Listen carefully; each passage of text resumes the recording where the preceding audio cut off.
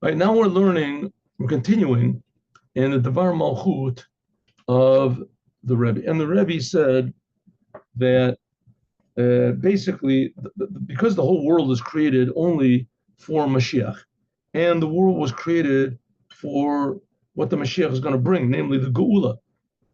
And the reason it's so important is because then God is going to be revealed, the Creator will be revealed in the whole world, and we'll see the holiness of the Torah and the importance of every human being. But meanwhile, the world is in a pretty sorry state, and says the Rebbe, but any second now it's supposed to change. How are we supposed to believe this? The world is going to change. So the Rebbe said, well, first of all, we have Shabbat. The day of Shabbat always reminds us that there's going to be a future redemption. And once in a while, even though it didn't happen this year, but it happened in the year that Rebbe was speaking, Shabbat comes on the first and the last days of what's called the 3 weeks of mourning, 3 weeks of sadness, that we mourn for the destruction of the first and second temples, which began on the 17th day of Tammuz and was completed on 3 weeks later on the 9th day of Av. Okay, there's little details that have to be, they burned a little bit longer, and some people say it didn't start that, but nevertheless, we celebrate these 3 weeks, reminding us that the temple was destroyed and that it was destroyed because of us, and that the reason it's not built is also because of us. But the Rebbe says when Shabbat comes, Shabbat reminds us that really, like the prophet says, what is it, Zechariah says that these days are going to be transformed. These fast days are going to be transformed into days of happiness, and not just regular days of happiness. They're going to be happier than all of the holidays are going to be. And says the Rebbe that this whole idea is not just something that's going to happen in the future. It's supposed to happen right now, any moment, any instant. The whole world is supposed to undergo a tremendous change. I mean, there's something like once in a while you read in the papers about somebody who went into a coma or was in an accident or something. The family didn't give up on him. He's in a coma for like 10 years, and all of a sudden he woke up. All of a sudden he woke up, right? And everybody had given up, and they said, let's just pull out the plug, and let's pull out the plug and let your grandpa die. And all of a sudden, Grandpa says, "Oh, I'll pull out the plug." What? What happened? He says, Grandpa came back to life. And what did he do? He just came back to life. There's no big deal. He was alive before, and now he's alive now. What's such an amazing thing?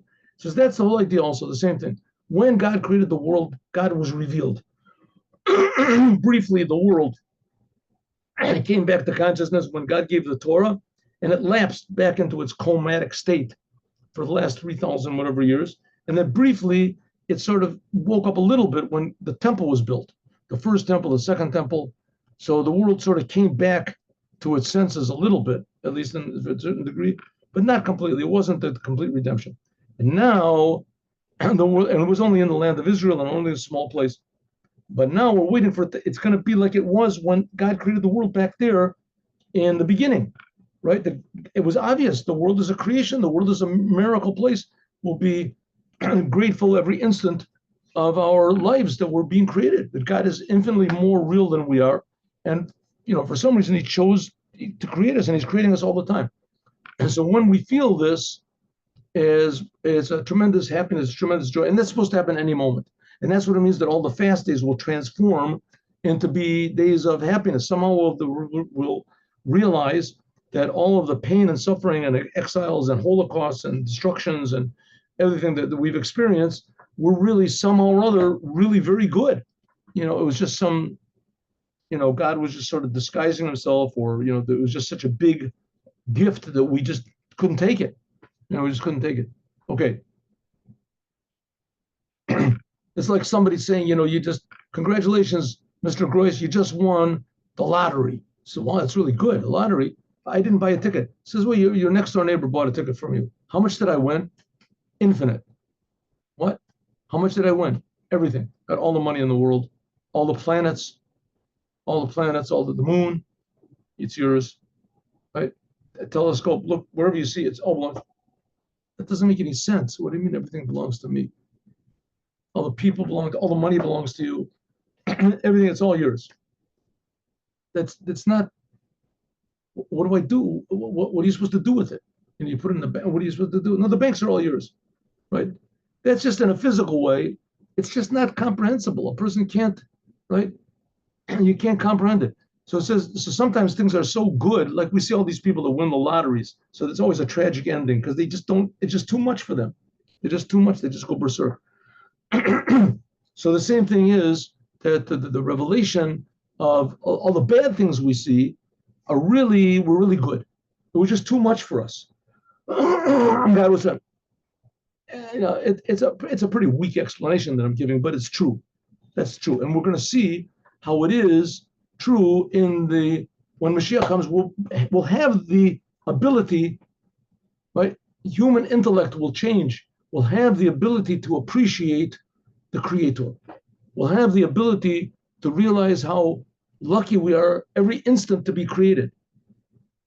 Right? We'll have the ability to live in God's world and not in our world. So it'll be a dynamic, positive, world. Says the Rebbe, that's what's going to happen any second now. And that's what it says, that the 17th day of Tammuz, which that's the beginning of the 3 weeks, is the numerical value of good. Tov. So we'll see that all the bad things were really tov, they were really good. And that's going to be the future redemption. Chiddush Nosaf, an additional novelty in our generation, and especially in this year, is in addition to the fact that we're immediately, is supposed to come any moment now, the true total redemption of the Jewish people and consequently of the world. Hainu Shana Zeh, this year is Shanat Niflot Erenu. Tavshin Nun Aleph. It is a year that I will show you miracles. Niflot Erenu, I will show you miracles. This is the year where there will be like the days that you left Egypt, I will show you miracles. 1991. We already saw these miracles that testify that this is the year that the Melech Mashiach will be revealed. Right, this one, Saddam Hussein, he shot all these missiles at Israel, and they knocked down buildings, and they exploded exactly where he wanted to, and it didn't hurt anybody. It was exactly what the Rebbe said was going to happen. Exactly what the Rebbe said was going to happen. And all of a sudden, the Iron Curtain fell. All of a sudden, the Iron Curtain that was built on the blood of tens of millions of people, all of a sudden it just fell down. I just know big miracles. And it says that the time when the Melech HaMashiach comes, he'll tell the Jewish people, Anavim, humble ones, the time of your redemption has arrived. Like it says in the Yalkut Shimoni, it's a midrash, Yalkut Shimoni. But until behold, Mashiach is coming. Shekafar bo, that he already came. Hayu she'omdim kavar, that we are on the edge, the doorstep of the arrival and the beginning of the days of the Mashiach. On the edge of the redemption. And will immediately be drawn into it totally. Now the Rebbe said this 30 years ago. So as we've said so many times before, 33 years ago. So we can take this in 2 ways, which is sort of, 2 ways. One way is we thought it was going to work, but it didn't work. Other way is the Rebbe said Mashiach is going to come now, any instant. If it didn't come then, for sure it's going to come now. And there's no doubt about it. I mean, for sure Mashiach has to come. There's no doubt about that, right? So the Rebbe said it's going to come right now, and it didn't work. So that means what? What does it mean? It means that if it didn't come then, for sure it's going to come now. Why didn't it come back then? It's not my business. I don't know why, right? Like you have a really, really good friend that calls you up, your parents, They call you up and say, we're on our way, we're coming. You say, okay, we got the food is ready, we're all waiting for it. The day passes. What happened? We're on our way. Another day, where are you? What happened? What happened? No, we're on our way. Maybe I can come and pick you up. Is something wrong with the car? No, we're on our way. 30 years. Dad, I mean, listen, we've been waiting. The food is, I mean, obviously the food is, but we'll make a new meal. Yeah, we're on our way. Just 1 second, we're gonna be there. Right? We're gonna be there, and we're on our way.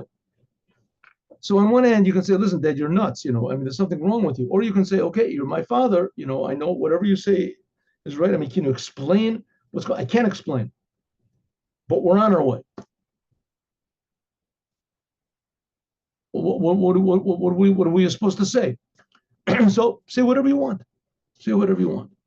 So there's a lot of people that say, Mashiach is supposed to come any moment because it says in the Torah, but not exactly like the Rebbe wanted. He thought back there, none of that. We thought the Rebbe was the Mashiach, and so no. Or you can say, listen, it didn't come exactly how we understood, but we just didn't understand. We didn't understand. But one thing you do understand, Mashiach has to come, and he has to come every moment. And even if the Rebbe doesn't say it, he has to come every moment. And the Rebbe has all the qualifications of Mashiach, so it seems that it's him. Maybe it'll be somebody else. Okay, if somebody else tells you what to do to bring Mashiach, then we'll talk about it. But there's no one else even talking about the topic. There's no one else on the how do you say on the playing field. There's no one there. No one is even talking about Mashiach or how to bring Mashiach, what to do with Mashiach. So it seems pretty obvious that the Rebbe is the Mashiach, and that we just don't understand exactly what happened over here, what's going on, and it's pretty mind-boggling. But that doesn't mean we got to give up on Mashiach, for sure not. And I mean, also not to give up that the Rebbe is the Mashiach, unless you can find some sort of a really good reason to give up on it. But just because you don't feel it, that's part of the woke movement. That's not part of Judaism. What I feel. So, okay, says the Rebbe, we're right at the edge of the redemption. Any second now, the whole world is going to change. We're going to change also. And the cave insists that it's so, but die certainly on the 7th day of Tammuz, which in that year it fell on Shabbat. And all of the 3 weeks, which are what's called Bein HaMatzorim, in these 3 painful weeks, and this year will be stressed not the pain, but the redemption. The redemption, how all the pain that we've had is just like planting a seed. And now is the time for it to blossom. Below, not just a preparation for the redemption, but also the Geula Ba. It'll actually be the redemption of the Jewish people on this Shabbat. Even before we begin the 7th, the fast day, because the fast day is pushed off. These days will be transformed into joy and to big holidays. Move on. So now we can understand that these days we have to make a special, how do you say, a noise and advertisement. And how do you say, the ruckus, Bioter Seit, or Bioter Oz, V'kol HaKashur L'limud Inyan Geula Mashiach. Right? This is one thing that we're sure that the Rebbe said, and there's no doubt about it. The Rebbe said we have to think about, talk about, do everything we can to bring Mashiach, and also to learn matters and topics about Mashiach and the third temple. Now, in past years, that's what we did. So maybe I'll bring those up from the past years about the temple, even though the third temple is going to be a little bit different than the first and the second temples. A little bit different, but essentially it's no different.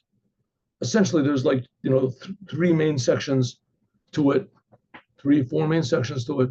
The Holy of Holies, and then there's the Holy where the menorah was, and then there's the courtyard where there was the altar was there, and then there's the outer courtyard where the people were there.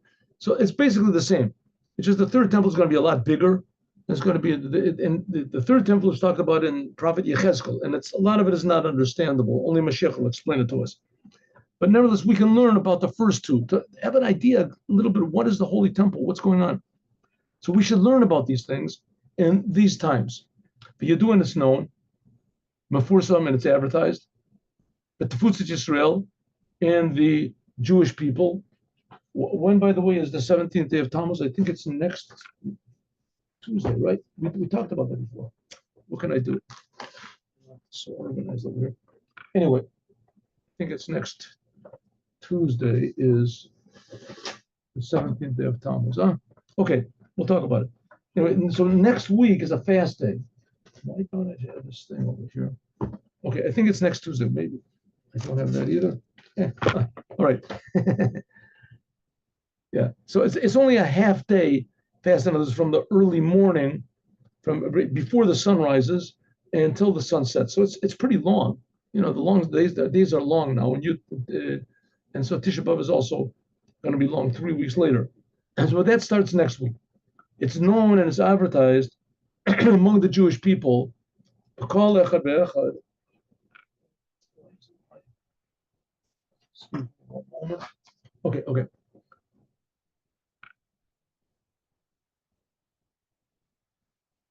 That the custom is that in the days of these 3 weeks that we learn about the Holy Temple. It's called the Beit HaBechira, the place where God chose. The house that God chose to have his sacrifices made over there. The Al Yesod Divrei Al Midrash, according to what this says in the Midrash. What does it say in the Midrash? The Midrash, it says, let's see which Midrash it is, 85, Midrash Tanchuma. Midrash Tanchuma.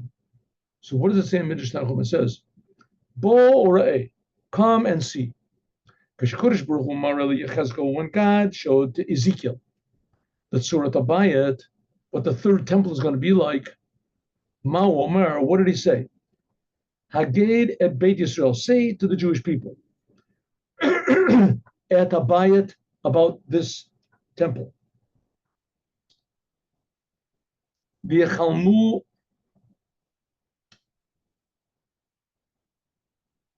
Haged et Bnei Israel, tell the Jewish people about the temple, about the third temple. V'yechalmu me'avonoteim, and it will do away with all their sins. Umaradu et tochnit, and measure out the plan. That's what God said to Yechezkel. Tell the Jewish people, tell them all the details, etc. Omar Yechezkel, God said back to God, Rabbonu Shalom, that ad achshav, until now, ananu tunim begula, we're in exile. Yechezkel, the Navi. This is in the second, between the first and the second temple. The Eretz Sonenu, in the land of our enemies, Babylon. The Ata Omer, and you tell me, Leilech, go and tell the Jewish people about the temple. Ki yocholin heim, are they able to do it? We're in Babylon, we can't build a temple. Hiniach lehem ad shiyalu minagolet. Leave the Jewish people alone until they come back to Israel. And then afterwards, I'll start talking to them about the temple and how to make it and the measurements. God said back to him, to Yechezkel, just because the Jewish people are in exile, binyan beiti batel, building the holy temple will stop.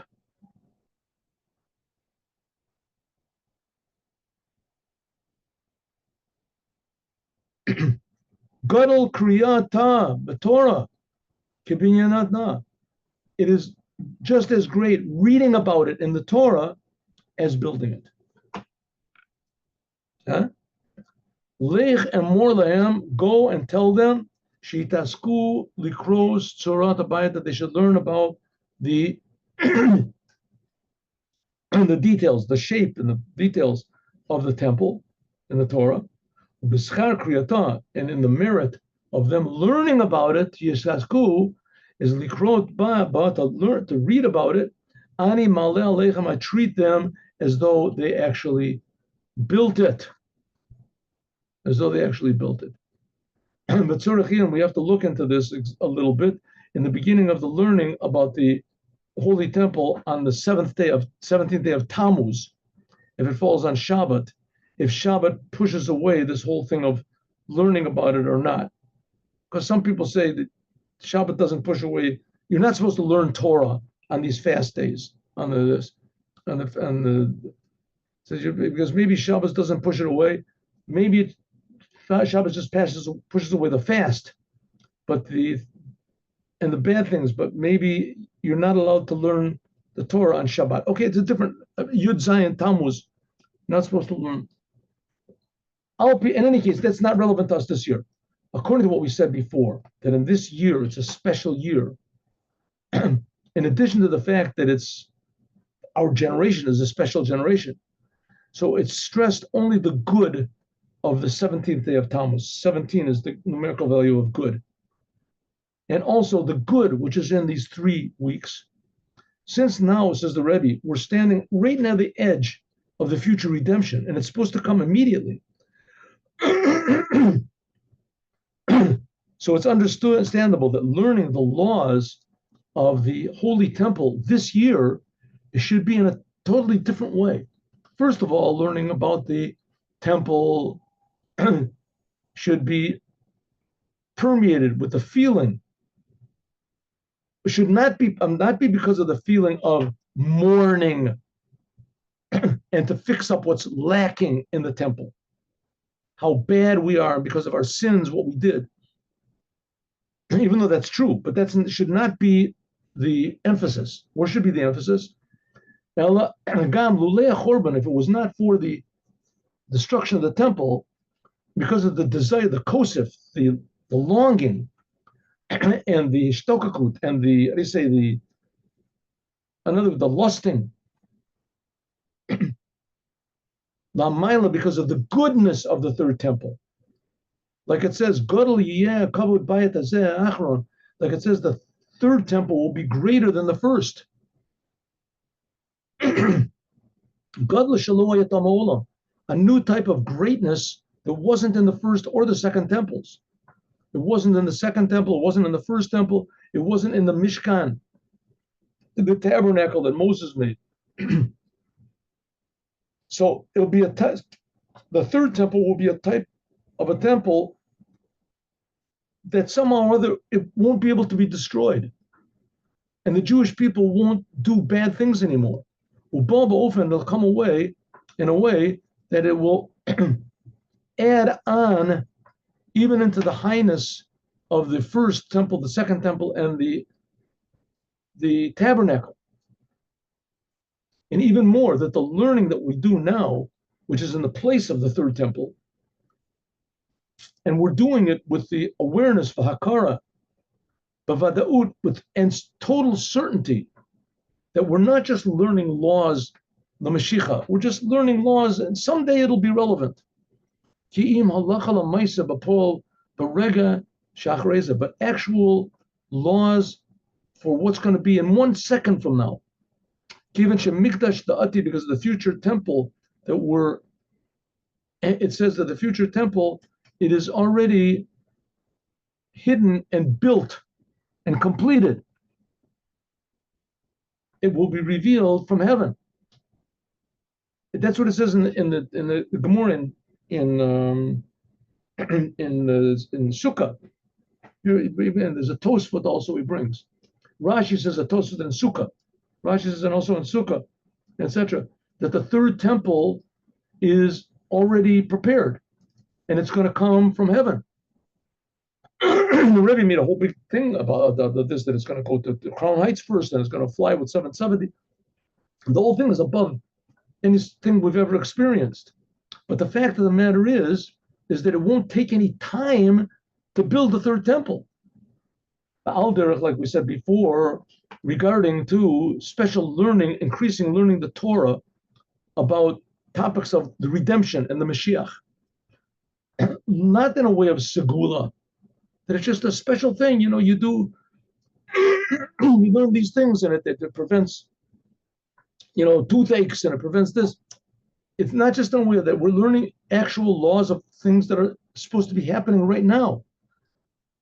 We're not just learning about the Mashiach or about the temple. That will speed its arrival. That's also true. But the main thing, Ikar, is in order to begin to actually live in the days of the Mashiach. That we should live with the time of the days of the Mashiach by means of this, that everything is made and filled and permeated with understanding and grasping the ideas of the Mashiach and the future redemption which are in the Torah. That from the understanding will spread out and into our hearts in, until we will lead in thought, speech, and action in a way that will be fit not just to bring the Mashiach, but we'll be living in the days of the Mashiach. And not just to bring the Holy Temple, but we'll be living as though the Holy Temple is here, because it's supposed to be here any second. It's supposed to be here. That we're right now at the edge of the future redemption. And we can point with our finger and say, here it is. The redemption has already arrived. And so the Rebbe is trying to get us to understand that the world that we see now is not what is supposed to be. And we've got used to it. But that doesn't mean that that's the way it's going to be forever. That's reality. The world that we see now is not reality. The world that we see now is all confused.